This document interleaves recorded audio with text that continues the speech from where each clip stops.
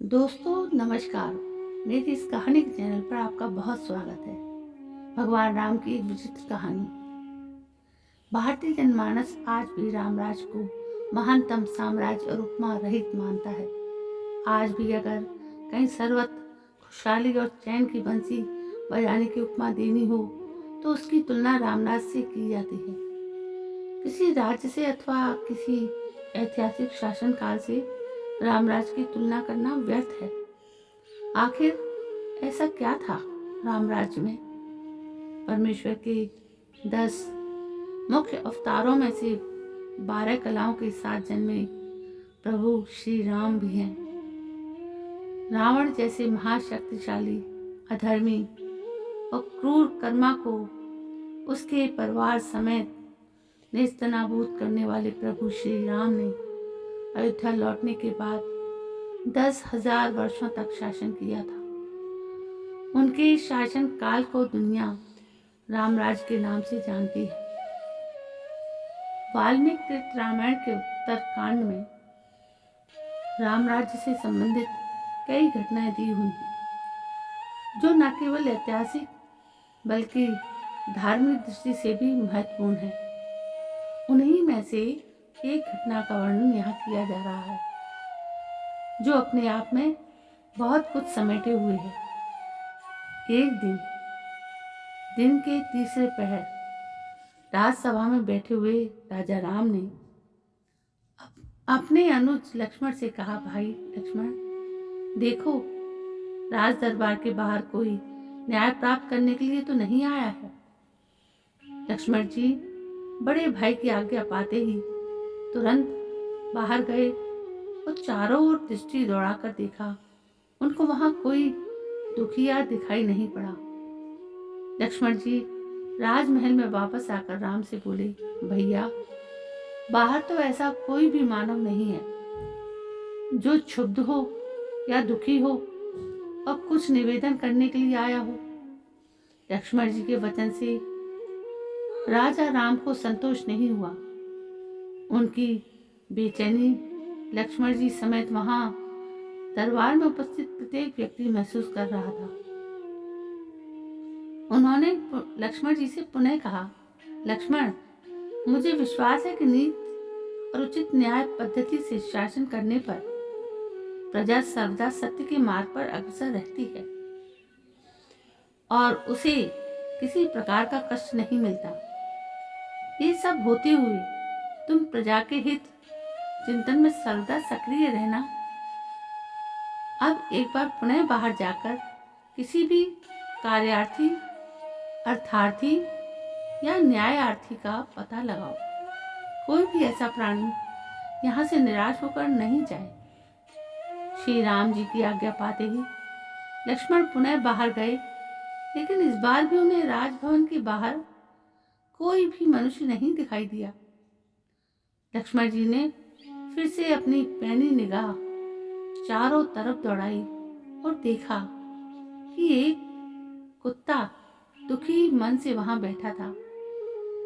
लक्ष्मण जी को देखते ही वो कुत्ता उठ बैठा और अपने दुखी मन की भावना को व्यक्त करते हुए जोर जोर से रोने लगा। उन दिनों राजा, राजघराने के लोग, राजकाज देखने वाले अधिकारी तथा विद्वान लोग पशु और पक्षियों की भाषा जानते थे, वे उनसे बात भी कर सकते थे। पशुओं की भाषा के ज्ञाता लक्ष्मण जी ने उस कुत्ते से रोने का कारण पूछा। हे सारमी, तुम क्यों दुखी हो? तुम्हें किसने प्रताड़ित किया है? या तुम्हारा कौन सा कार्य नहीं हो पा रहा है? निर्भय होकर कहो।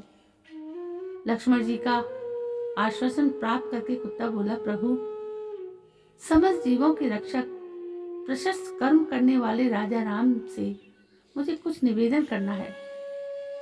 कुत्ते की बात सुनकर लक्ष्मण जी ने उस कुत्ते से कहा, आओ मेरे साथ। कहा कि सारमी, राजा राम के सम्मुख जो कुछ कहना सत्य सत्य कहना। लक्ष्मण जी की बात सुनकर कुत्ता ठिठका और उसने कहा, नाथ, देव मंदिर, राजभवन तथा ब्राह्मण, अग्नि, इंद्र सूर्य आदि के निवास स्थान पर मेरे जैसे जीवों का जाना उचित नहीं होता। मैं राजा राम के महल में कैसे जा सकता हूँ?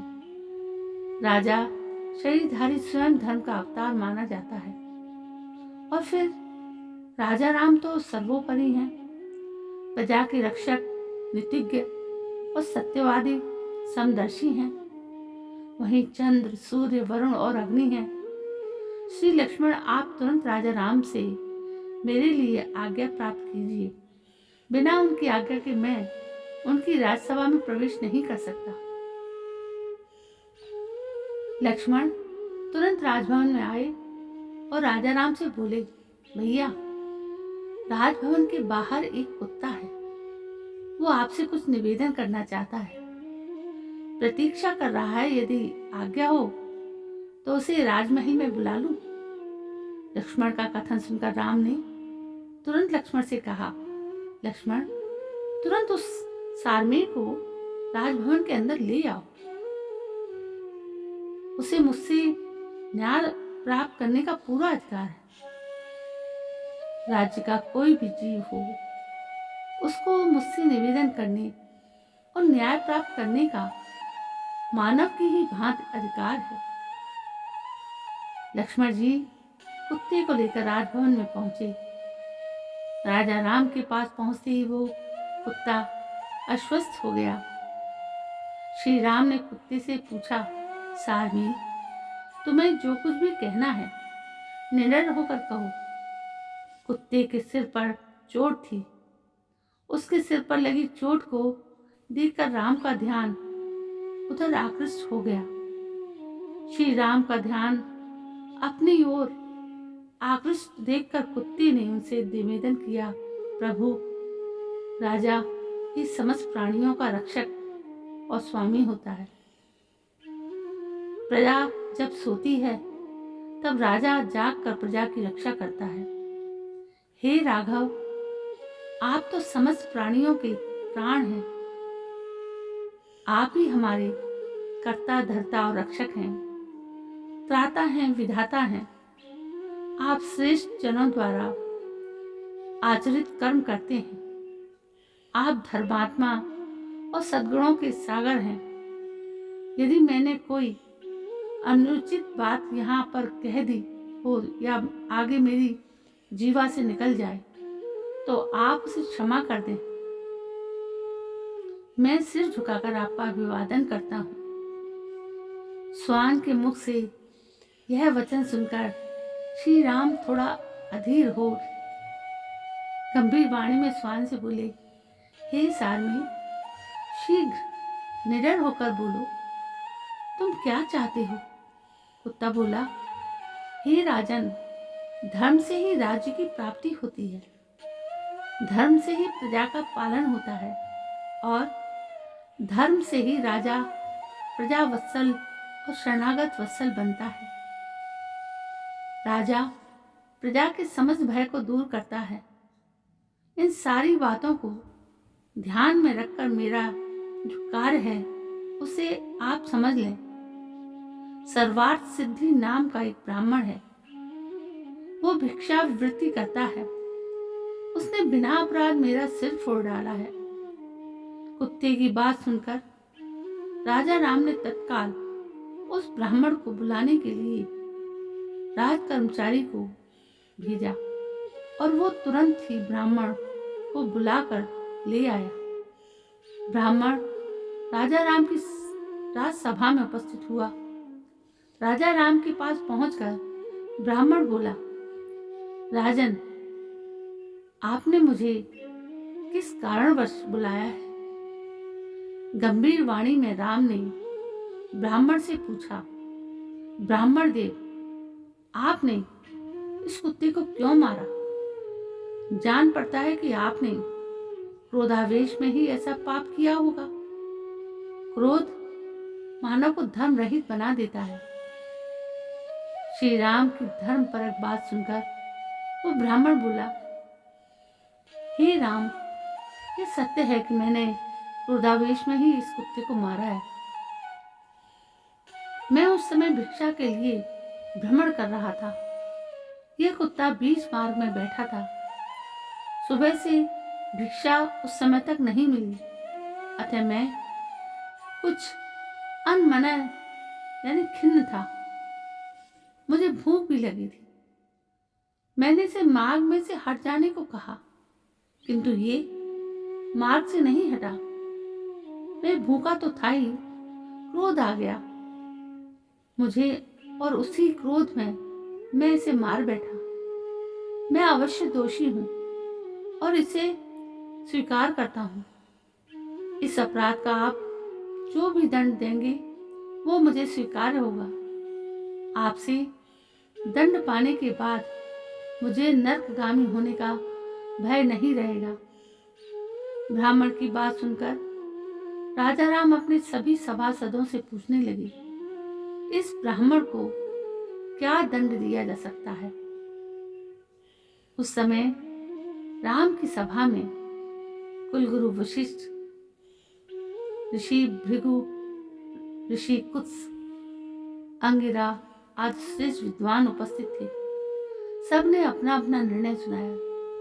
लगभग सभी का निर्णय यही था कि राजन, ब्राह्मण अवध्य होता है, किंतु आप ये भी जान लें कि राजा शासक तो होता ही है, सबका शिक्षक भी होता है। आप स्वयं परमात्मा के अंश हैं, शरणागत वत्सल हैं। उस दिव्य सभा के सभासदों ने मनोभाव को जानकर वो कुत्ता अचानक बीच में ही बोल उठा,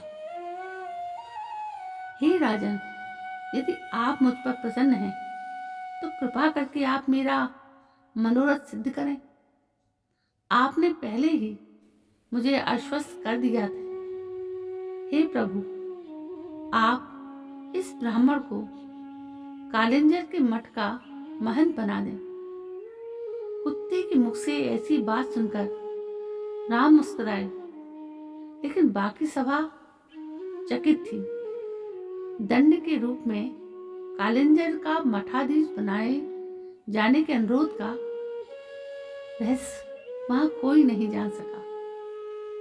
सभासदों के आश्चर्य के बीच अकेले राम के चेहरे पर मुस्कुराहट थी। कुत्ते की मांग को पूरा कर दिया गया। ब्राह्मण भी इस दंड से प्रसन्न हुआ। नित्य की भिक्षावृत्ति से उसे छुटकारा मिला। ब्राह्मण को हाथी पर बिठाकर विदाईगी दी, क्योंकि इस काल की परंपरा में यही नियम था। ब्राह्मण की प्रसन्नता का ठिकाना ना रहा। वशिष्ठ आदि मुनि गंभीर होकर बैठे थे। कुछ सभासद कुत्ते की मांग का परिहास उड़ा रहे थे। मुस्कुराते हुए अपने राजा राम से पूछा, महाराज, ब्राह्मण को तो दंड के बदले वरदान मिल गया, ये कैसा न्याय था? श्री राम ने विनोदपूर्ण स्वर में कहा, प्रतीत होता है कि आप लोगों को ये रहस्य समझ में नहीं आया। अब आप लोग इस ज्ञानी श्वान से ही इस रहस्य को समझिए। राम ने स्वयं उस कुत्ते से कालिंजर की महंती का रहस्य समझाने को कहा। कुत्ते ने बताना शुरू किया, हे राजा राम, पूर्व जन्म में मैं उसी कालिंजर के मठ में मठाधीश था। मैं मठ में स्वादिष्ट और सुगंधित पदार्थ खाता और दूसरों को भी खिलाता था। मैं नित्य देवों का पूजन भी करता था, अपने अधीनस्थ जनों का पालन भी करता था। मैं समस्त कार्य में धर्म और नीति को महत्व भी देता था। इतना करने पर भी मुझे कुत्ते की योनि में जन्म लेना पड़ा, लेकिन उन अच्छे आचरणों के कारण मेरे पूर्व जन्म का ज्ञान मुझे बना रहा। कुत्ता कहता ही गया, हे महाराज, ब्राह्मण तो क्षमाशील, जितेंद्रिय और दयालु होते हैं, किंतु ये ब्राह्मण तो अत्यंत क्रोधी है। धर्म शून्य, अहितकर हिंसक स्वभाव का और मूर्ख भी प्रतीत होता है। वहां का महंत बनकर तो ये अपने माता और पिता के कुलों को भी नरक में ले जा सकता है। हे राजन, चाहे कैसी भी स्थिति क्यों ना हो, ज्ञानी मनुष्य को किसी भी स्थान की मेहनती स्वीकार नहीं करना चाहिए। हे प्रभु, जिसको बंधु बांधवों सहित नरक में भेजना हो, उसे देव, गौ और ब्राह्मण के अधिष्ठान का महल बना देना चाहिए। हे सर्वज्ञ, जो देव, बालक, स्त्री तथा ब्राह्मण के लिए अर्पित धन को स्वयं भोगता है, वो निश्चय ही नरक में जाता है और नरक तुल्य कष्ट भोगता है। कुत्ते की बात सुनकर राजा राम गदगद हो उठे और कुछ विस्मित हुए, लेकिन सारी सभा स्तब्ध थी। इस रहस्य का उद्घाटन करने के बाद वो कुत्ता जहां से आया था वहीं चला गया। कुछ समय पहले कुत्ते के न्याय का परिहास करने वाले सभासद अब मौन थे। तो दोस्तों, ये थी राजा राम के राम राज्य की होने वाली एक बहुत ही सुखद घटना, जिससे बहुत सीख मिलती है। यदि आपको ये पसंद आई हो तो प्लीज़ मेरे इस चैनल को सब्सक्राइब जरूर करें, लाइक करें, शेयर करें और कमेंट भी करें। कल मैं फिर हाजिर होती एक नई कहानी को लेकर। तब तक के लिए जय हिंद, वंदे मातरम।